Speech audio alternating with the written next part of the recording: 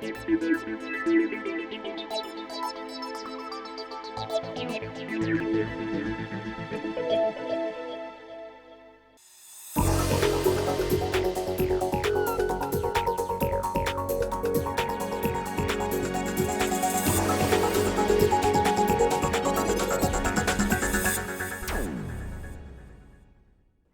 damos la más cordial bienvenida a Entérate, el espacio de difusión de las actividades institucionales, académicas y de actualización del Tribunal Electoral del Poder Judicial de la Federación. Les invito a que se queden con nosotros a conocer estas interpretaciones. Comenzamos. Desde luego estamos frente a esta tercera vertiente problemática de la ciudadanía que nos lleva a tener que reflexionar sobre el modelo. En el ámbito del derecho a votar y en el ámbito del derecho a ser votado, tenemos avances muy importantes. En el caso mexicano, por ejemplo, curiosamente, son las entidades federativas que llevan un avance mucho más significativo que a nivel nacional. Podemos ver los casos de Zacatecas, Durango, San Luis Potosí, que curiosamente son estados que tienen muchos migrantes en Estados Unidos, muchos mexicanos en Estados Unidos. Son estados de migrantes. O el caso de Chiapas también, en el que se les reconoce a los migrantes, a los expatriados, que elijan a un diputado migrante. En el caso chiapaneco, por ejemplo, se emite una convocatoria en los consulados, se registran candidatos que conforme a su credencial de elector hubiesen tenido su domicilio en Chiapas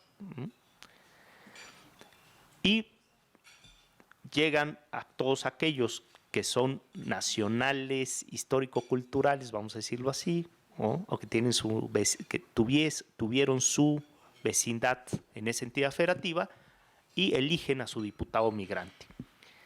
El que es electo en los consulados como diputado regresa al Congreso local a ejercer su calidad de diputado migrante durante una legislatura. O el caso de Zacatecas, que es también muy interesante, de una lista de RP de 12, que tienen que presentar todos los partidos, una lista de 12, al menos tienen que incluir 2 migrantes.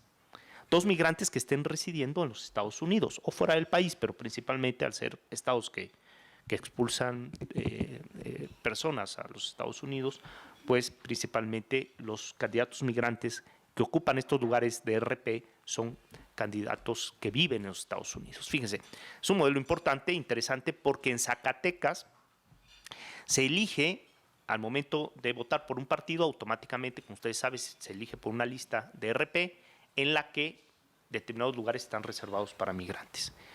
Y automáticamente llegan migrantes a tener que ejercer durante una legislatura el derecho a la representación política, en el entendido que desde estas cámaras locales o congresos locales se reivindican o se trata de mejorar las condiciones de los migrantes, de los expatriados en esos estados. Podemos decir que esos son los estados que llevan un avance significativo en el ámbito del derecho a ser votados de los expatriados, pero no, el caso mexicano no es el único, podemos observar algunos más. Por ejemplo, el caso italiano es muy interesante estudiarlo porque Italia garantiza determinadas curules a los italianos expatriados, ¿no? Y se hace una difusión a través de sus embajadas y consulados para que los extranjeros, los italianos que están en el extranjero, puedan no solo votar, sino ser votados a través de determinados esquemas, y regresan al Parlamento italiano a ejercer y a integrarse a las comisiones de migración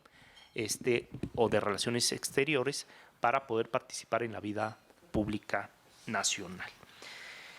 De tal manera que estamos ante estos que podrían ser las vertientes problemáticas de la ciudadanía y que de estas 3 vertientes problemáticas de la ciudadanía, como ustedes ven, pues existe un largo camino por andar. Seguramente seguiremos discutiendo estos modelos en los 3 ámbitos, pero sí quiero subrayar, destacar que hay un modelo bastante desarrollado en el ámbito del multiculturalismo histórico-cultural, incluso en la jurisprudencia electoral. Pero cuando nosotros vemos este número exponencial de asuntos en materia indígena en los últimos años, no solo de la jurisdicción electoral, sino de la jurisdicción ordinaria, pues a mí me hace reflexionar y plantear la siguiente interrogante. O sea, si las minorías culturales son liberales, son democráticas, ¿por qué se requiere un estatus jurídico particular o diferenciado? ¿Por qué no pueden satisfacer sus expectativas sociales y políticas con los típicos derechos fundamentales para todos? Bueno, a estas preguntas también hay una respuesta, y es que es la premisa con la que hemos iniciado esta plática, que el derecho no puede ser indiferente a las diferencias fácticas. La única forma de resolver las diferencias en el plano de lo fáctico es que el derecho y la jurisdicción activen esta posibilidad de generar igualdad para reducir estas diferencias fácticas. Y esto creo que ha sido el ejemplo de la jurisprudencia electoral en los diversos temas que ha abordado, no solo en el ámbito de género, sino también en el ámbito de asuntos y comunidades indígenas, en la suplencia total de la queja, en el derecho a la defensa adecuada de las comunidades indígenas, a decidir sobre su forma de gobierno o incluso a obligarlas, porque también ha sido ese el criterio, a obligar a las comunidades indígenas que cumplan con la equidad de género, no solo en la participación o en el derecho a votar, sino también que se garantice la integración de estas autoridades indígenas desde una perspectiva de equidad de género. Creo que este es un claro ejemplo de cómo el juez sí hace derecho. Ante el interrogante, en la que un sector de la doctrina dice el juez no hace derecho, aplica el derecho, con estos criterios jurisprudenciales en materia de género e indígena, con claridad podemos resolver que, al menos en estos ámbitos, el juez sí hace derecho, porque con estos criterios también se contribuye desde la visión jurisdiccional a reducir las desigualdades en el ámbito de la equidad de género, por ejemplo, o en el ámbito indígena. Se contribuye a reducir las desigualdades en un mundo donde la realidad es precisamente diversa, en un mundo en donde las desigualdades son evidentes, y si existe una jurisdicción que atiende a las diferencias, que no es indiferente a las diferencias, pues desde luego estamos frente a una jurisdicción que contribuye a la consolidación democrática no solo bajo un ámbito de libertades, sino también bajo un ámbito de igualdad. Y esta también es una forma diferente de analizar la transición y la consolidación democrática. Porque siempre que hablamos de transición democrática o de consolidación democrática, hacemos un análisis legislativo. Y yo creo que incluso los que trabajamos en la jurisdicción, como todos los que estamos en esta mesa, hacemos ese análisis. Cuando hablamos de la evolución democrática de un país, pensamos en sus reformas. Y hacemos este análisis del círculo virtuoso.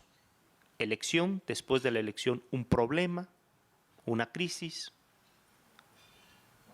Después de la elección problemas postelectorales. Esos problemas postelectorales nos hacen reflexionar sobre el modelo. Se lleva a cabo una reforma legislativa que se pone a prueba en la siguiente elección. Llegamos a la siguiente elección, un problema, una reflexión, una iniciativa, una reforma, y llegamos a la siguiente elección. Y estamos en esta espiral del círculo virtuoso de la transición democrática de México. Pero solo la analizamos desde la perspectiva legislativa.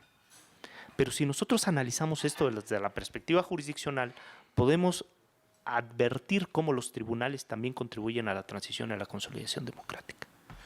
Frente a un modelo normativo, ¿qué hace la jurisdicción para darle sentido, para expandir derechos? ¿Cómo se pone a práctica esta expansión de derechos a través de las líneas jurisprudenciales en la siguiente elección? Lo vemos con claridad en el ámbito de la equidad de género. Gracias a una sentencia se logra un ámbito amplísimo de representación política en las cámaras de senadores y en la Cámara de Diputados. Gracias a determinaciones de esta sala superior, por ejemplo, la Cámara de Senadores y la Cámara de Diputados están sobre el 30% de representación de mujeres. ¿Cómo la jurisprudencia, cómo la jurisdicción puede ir contribuyendo a la transición en este círculo virtuoso de elección, revisión, reforma, diríamos, elección, revisión, jurisprudencia, criterios que se ponen a prueba en la siguiente elección. Después de la elección revisamos el modelo y vía jurisprudencial vamos expandiendo y mejorando la aplicación del derecho, que tiene un resultado inmediato en la siguiente elección. También podemos hacer un análisis de la transición democrática de México desde la línea jurisprudencial. Y yo creo que ese es un reto importante que, sin ánimo de que nos generemos mayores cargas de trabajo a las que ya tenemos, creo que es un reto importante que la jurisdicción electoral debe de poner hacia ahí su meta. De tal manera que, para concluir, bien podemos decir que la jurisprudencia electoral hoy marca el pulso y la radiografía de la democracia mexicana. Muchas gracias.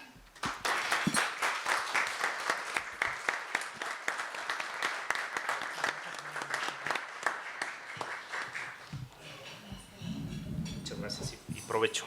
Perdón porque a propósito de con el ánimo de generar debate, luego suelo radicalizar un poco los comentarios. Espero que el desayuno no les haya caído pesado después de estos argumentos a veces un poco estridentes. Pero muchas gracias por su atención.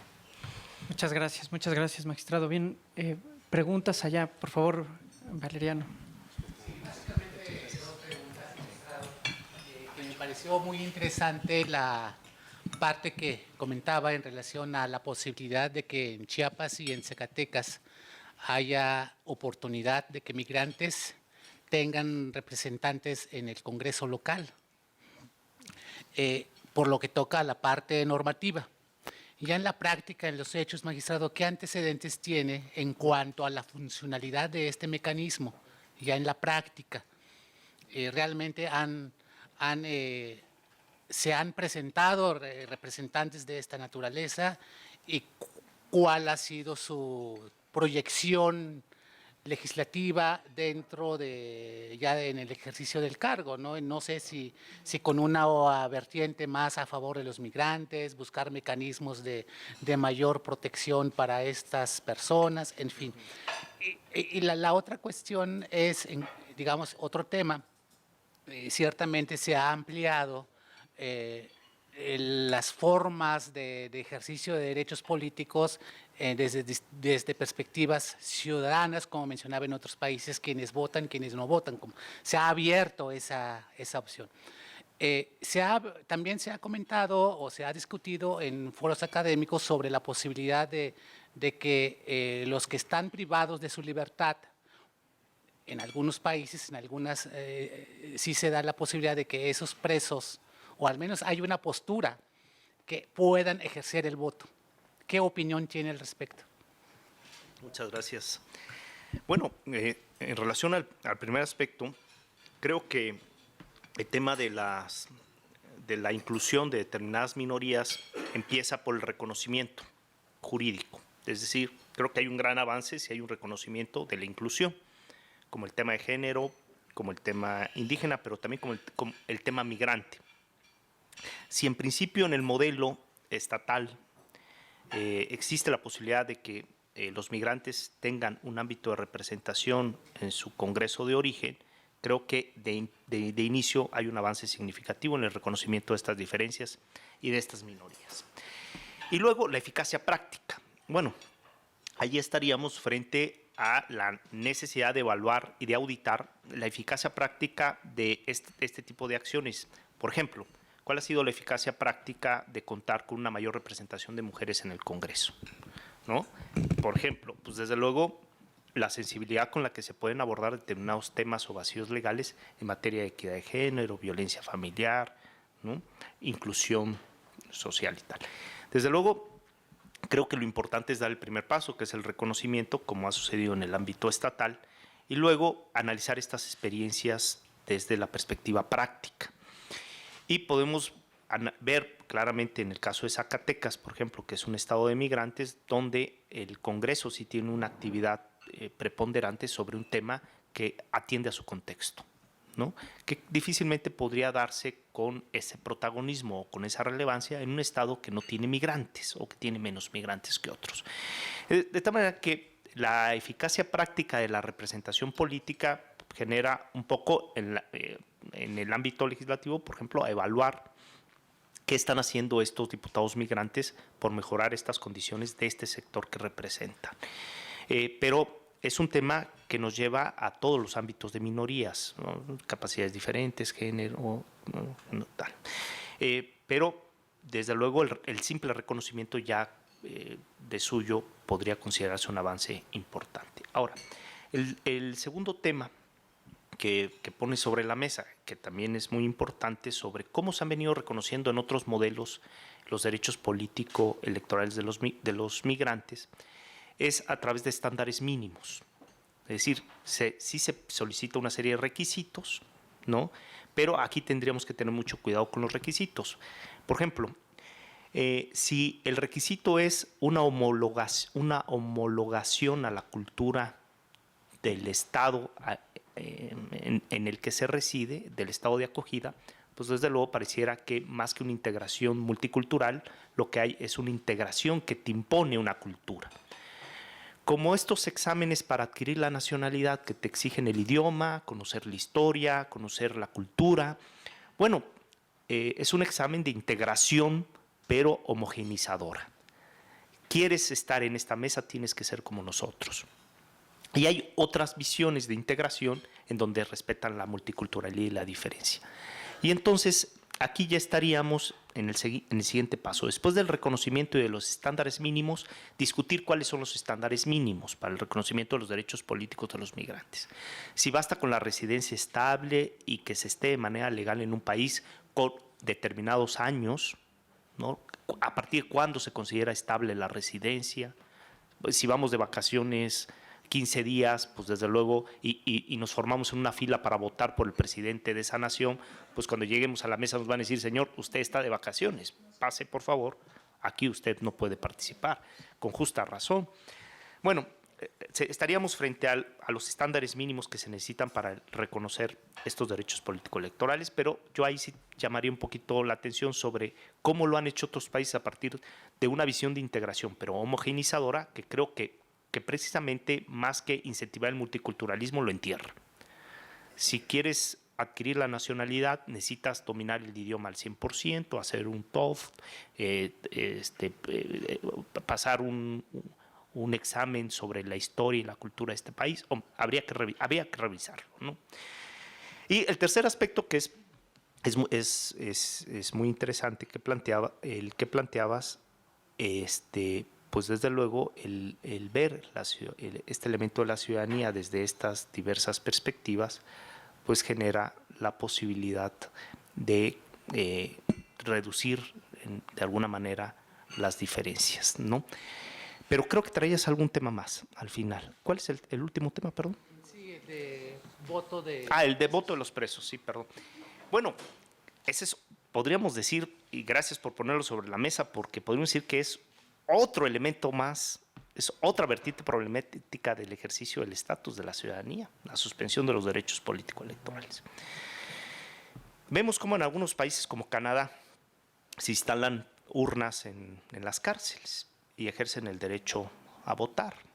En algunos estados de Estados Unidos, porque como en Estados Unidos el ámbito electoral, como ustedes saben, depende de los estados, en algunos modelos se permite. En el caso mexicano, como muchos otros casos, está proscrita esa posibilidad, pero quizá la reflexión sea si la sanción de la pena privativa de la libertad debe conllevar o generar automáticamente la pérdida de los derechos político-electorales, pero es una cuestión de modelo.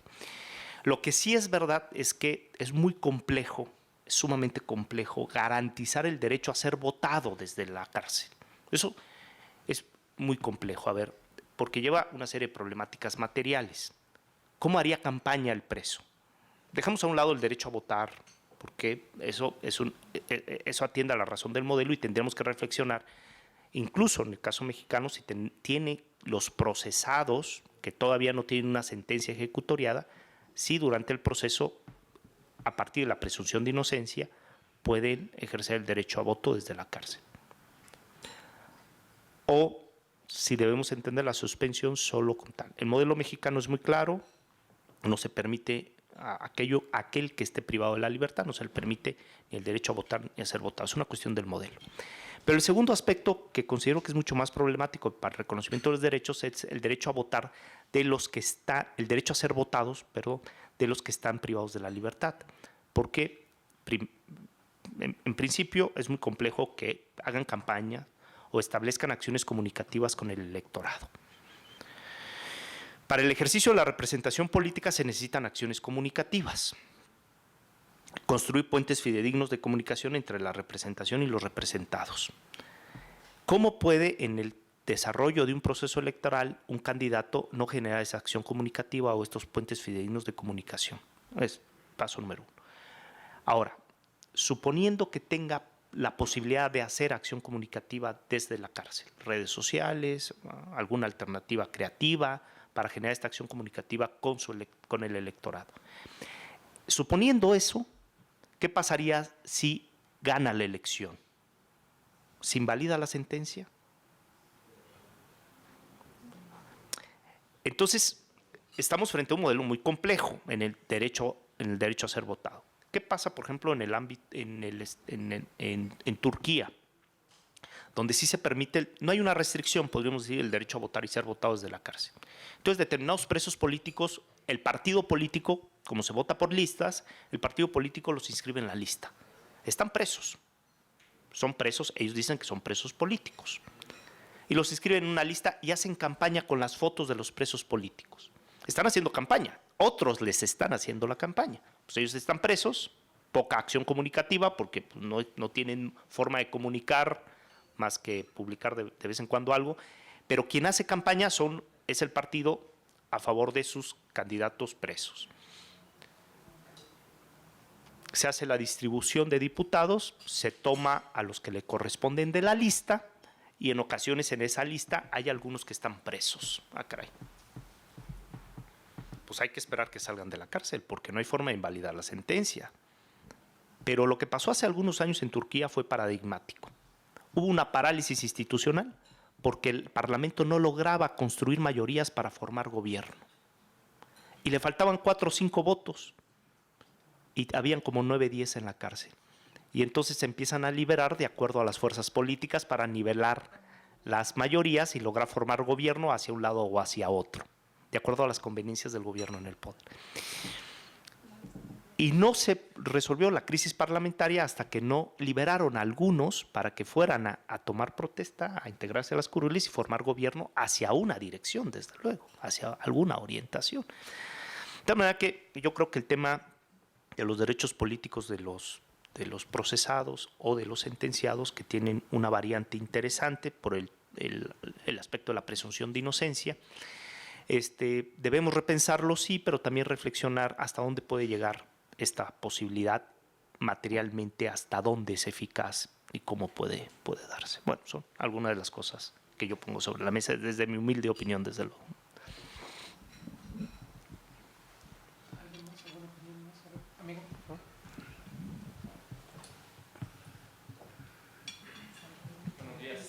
Me parece muy interesante el tema porque pues, para los que damos clases de derecho electoral a veces nos toca abordar estas discusiones en clase.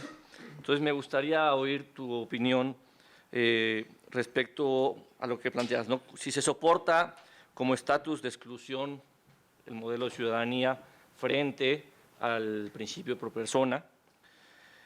Yo no conocía el caso de los países nórdicos, pero en la Comunidad Europea se puede votar y ser votado a nivel municipal. Es un modelo básico, pero pues tiene una lógica igual de la comunidad más cercana a la persona, ¿no? Al ciudadano. En ese caso, pongamos que fuese el primer paso en México, ¿no? Que los migrantes pudiesen votar y ser votados a nivel municipal. A mí me surge el conflicto derivado de algunas últimas sentencias de este tribunal de la residencia estable, ¿no? Cuando pues, hay ciudadanos que pueden residir en un lugar o en otro y ser electos en un lugar o en otro sin tener credencial de elector. Entonces, la problemática que surgiría de que quién tiene residencia estable para votar en un municipio por ejemplo, pues empresarios que viven en ciudades, ¿no? Empresarios extranjeros que aportan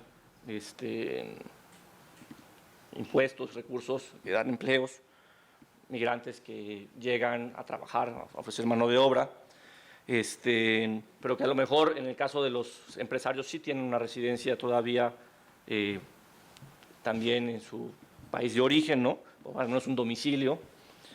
Entonces, ¿qué te parecería a ti que fuese el primer paso, el modelo de municipal, y qué problemática podría surgir para establecer una residencia estable, ¿no? Claro. Sí, realmente todos los ámbitos de participación política de minorías empiezan por reflexionarse en el ámbito municipal, curiosamente. En el 49, cuando se estaba discutiendo la posibilidad de que las mujeres votaran en este país, 5 años antes del 54, precisamente se establecía la posibilidad de que participaran en el ámbito municipal, y en el 49 se dio esa posibilidad de que participaran en el ámbito municipal bajo un argumento que no compartimos, desde luego, que es que ahí están las cosas inmediatas de lo cotidiano de la comunidad. Intervenir sobre los asuntos públicos inmediatos pues requiere de una participación cercana. Este mismo argumento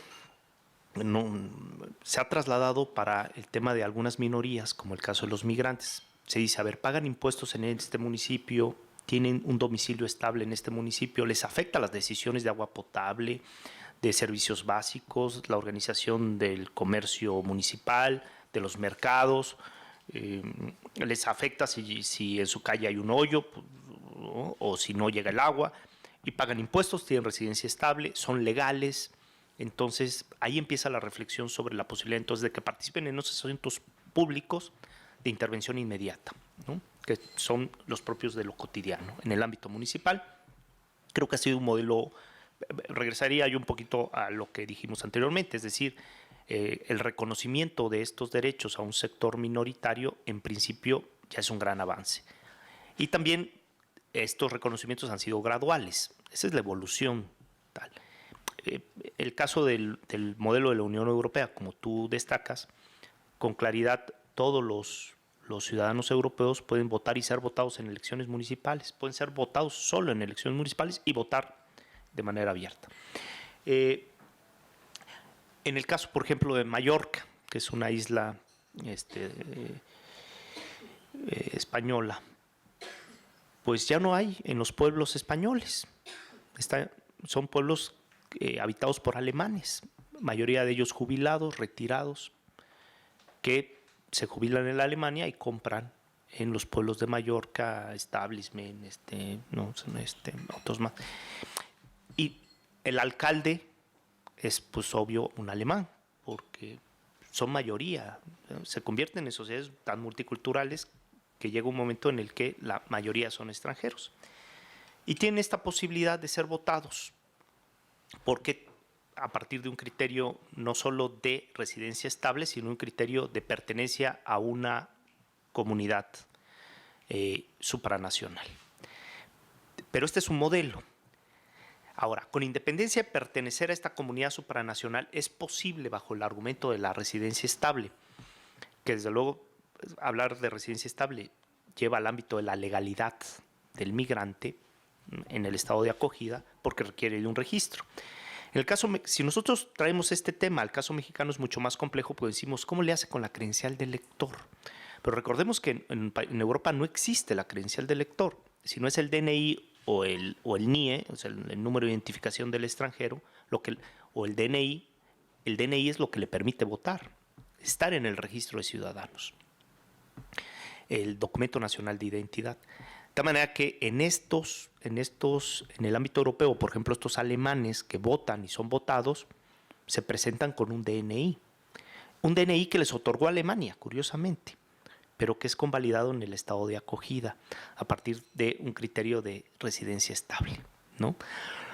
Bueno, quizá son cosas que tengamos que reflexionar de estos modelos europeos, pero que para el caso latinoamericano, por ejemplo, y sobre todo para el modelo norteamericano, es un poco complejo. Pero es un poco complejo hoy, porque también hay que decirlo, que muchos estados de la Unión Americana garantizaban el derecho a votar y ser votado de los no nacionales. Y hasta hace poco, en algunos estados, prevalecía esa disposición normativa que en la práctica no se aplicaba, pero era una forma de incentivar a los migrantes que llegaran. Recuerden ustedes que la Unión Americana en la década de los 30 o en los 40, pues estaban ávidos de gente que llegara a trabajar. Había incluso programas de migrantes, el programa Bracero, por ejemplo, las facilidades de otorgarte la nacionalidad, y cuando no se te otorgaba la nacionalidad, la posibilidad de votar y ser votado. Lo que pasa es que se volvió tan complejo el fenómeno migratorio en Estados Unidos que empezaron a modificar estas reglas de incentivar, no solo desde la perspectiva de los derechos individuales, sino también de los derechos políticos al migrante. Y bueno, hoy en día estamos frente a un esquema sumamente estricto en el caso norteamericano de la participación política de los migrantes. Como pueden ver, son modelos muy complejos, muy diferenciados. Y el caso de los países nórdicos, el estándar mínimo ha radicado en ser legal, tener determinados años de residencia, en algunos casos 5, en otros casos 8, en el caso de Holanda, por ejemplo, que es mucho más estricto y pide muchos años más de residencia estable, porque parte estos estándares mínimos de un elemento importante que es la identidad. ¿Cómo generas tu identidad en esta mesa? La única forma de generar identidad en esta mesa es tu permanencia. Tu permanencia estable por largo rato, ¿no? Si la permanencia es esporádica, difícilmente generas identidad, ¿no?, con la comunidad, con el país, ¿no? Bueno, son algunos de los planteamientos que yo pondría sobre la mesa. Los esperamos en una próxima emisión de Entérate, con más de lo destacado de las actividades institucionales, académicas y de actualización del Tribunal Electoral del Poder Judicial de la Federación. Soy Roxana Noriega. Hasta la próxima.